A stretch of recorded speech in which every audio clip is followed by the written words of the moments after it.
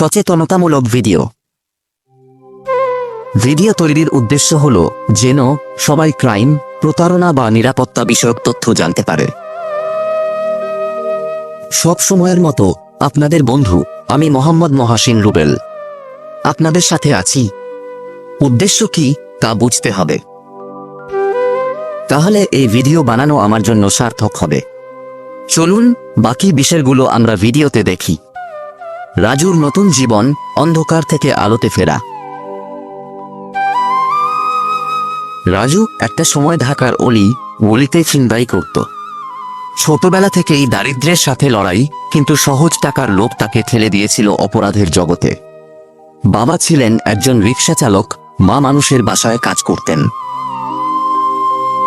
ছোটবেলা থেকেই সে দেখেছে টাকার জন্য সংসারে কত কষ্ট। বন্ধুদের পাল্লায় পড়ে প্রথমে ছোটখাটো চুরি, পরে ভয়ঙ্কর ছিনতাইকারী হয়ে ওঠে রাজু। অপরাধ জগতে প্রবেশ। রাজুর বয়স তখন 17, যখন প্রথমবার ছিনতাই করে। শুরুতে ভয়ে কাঁপছিল, কিন্তু কিছুদিন পর সেই ভয় কেটে যায়। রাতে দল বেঁধে বের হতো, ব্যস্ত সড়কে পথচারীদের মোবাইল আর ব্যাগ ছিনতাই করত। পুলিশের ভয় ছিল, কিন্তু তার চেয়েও বড় ছিল টাকার নেশা। জেলে যাওয়ার পর জীবনের মোড়। একদিন রাজু ধরা পড়ে পুলিশের হাতে। আদালতের রায়ে 3 বছরের জেল হয়। প্রথম কয়েক মাস কেটেছে হতাশায়, কিন্তু একদিন এক সমাজকর্মী তার সাথে দেখা করতে আসেন। তিনি রাজুকে জিজ্ঞেস করেন, তুমি কি চাও না তোমার মা একদিন গর্ব করে বলুক আমার ছেলে বদলে গেছে? এই কথাটা রাজুর হৃদয়ে বেজে উঠে। প্রথমবার সে নিজের ভুল বুঝতে পারে। জেলে থাকা অবস্থায় সে পড়াশোনা শুরু করে, বিভিন্ন স্কিল শেখে। সেখানে একজন ওস্তাদের কাছ থেকে টেইলারিং কাজ শেখে। নতুন জীবনের সূচনা। জেল থেকে মুক্তি পাওয়ার পর রাজু ঠিক করেছিল আর অপরাধের পথে পা বাড়াবে না।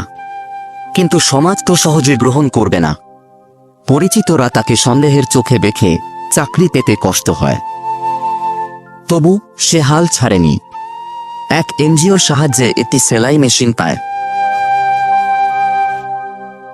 ছোট্ট একটা দোকান দেয়। দিনে দিনে নিজের দক্ষতা বাড়ায়, দোকান বড় হয়। এখন সে শুধু নিজের জন্য না, আরো 5-6 জন বেকার যুবকের কর্মসংস্থান তৈরি করেছে। রাজুর বক্তব্য, আমি ভাবতাম অপরাধই আমার জীবন, কিন্তু এখন আমি জানি পরিবর্তন সম্ভব। আমি চাই কেউ যেন আমার মতো ভুল পথে না যায়।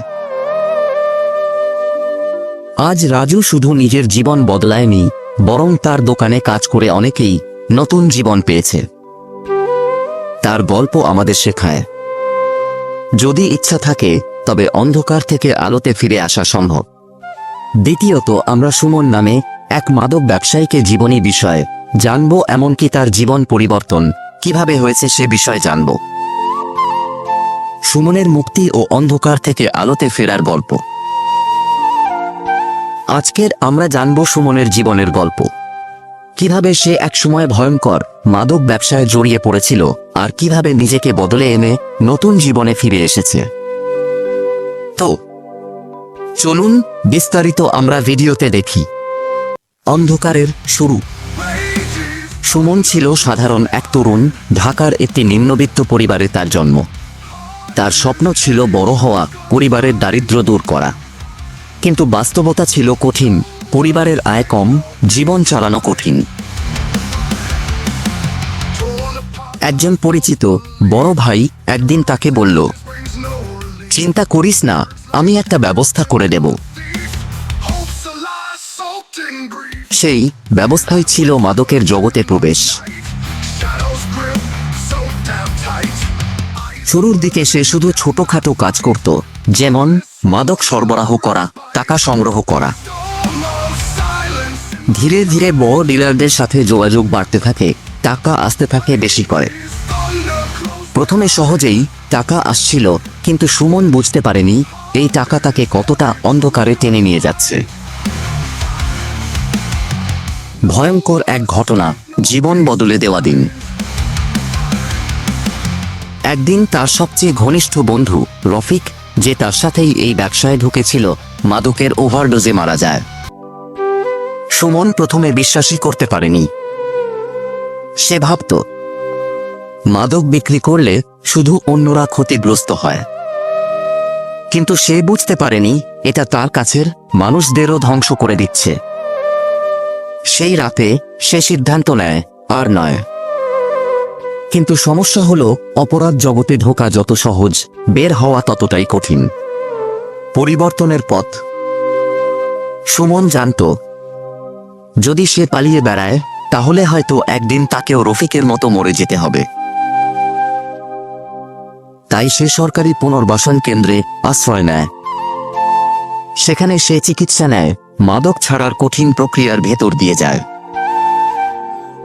পরে একটি এনজিও তাকে সাহায্য করে, তাকে কাজ শিখতে দেয়। বছর দুয়েক পর সে নিজেই একটি অ্যাডিকশন সেন্টার বা মাদক আসক্ত পুনর্বাসন কেন্দ্র চালু করে, যেখানে সে অন্য মাদক আসক্তদের সাহায্য করে। সুমনের বক্তব্য, আমি জানি মাদকের ফাঁদ কত ভয়ঙ্কর। আমি নিজে কষ্ট পেয়েছি, তাই চাই অন্যরা যেন এই পথ থেকে বাঁচতে পারে। শেষ কথা, বদলানো সম্ভব। আজকের গল্প আমাদের শেখায় পরিবর্তন সম্ভব যদি ইচ্ছা থাকে। কেউ অপরাধী হয়ে জন্মায় না। পরিস্থিতি, দারিদ্র্য অনেককেই ঠেলে দেয় ভুল পথে, কিন্তু সব হারিয়ে গেলেও ফিরে আসার সুযোগ থাকে সব সময়। তোমাদের আশেপাশে যদি এমন কেউ থাকে যে নিজেকে বদলাতে চায়, তাকে সাহায্য করো। ভালোবাসা আর সহানুভূতি দিয়ে বদলে দেওয়া যায় একটি মানুষের জীবন। আপনাদের মতামত কি? এমন অনুপ্রেরণামূলক গল্প আরও শুনতে চান কি? কমেন্টে জানান। সাবস্ক্রাইব করুন ক্রাইম নিউজ অনলাইন চ্যানেলে এবং শেয়ার করুন এই গল্পগুলো, যেন আরও মানুষ অনুপ্রাণিত হতে পারে। বরাবরের মতোই সবাইকে শুভেচ্ছা ও অভিনন্দন। অসংখ্য ধন্যবাদ এতক্ষণ আমাদের সাথে থাকার জন্য। আল্লাহ হাফেজ। সবাই ভালো থাকবেন, এই কামনাই রইল।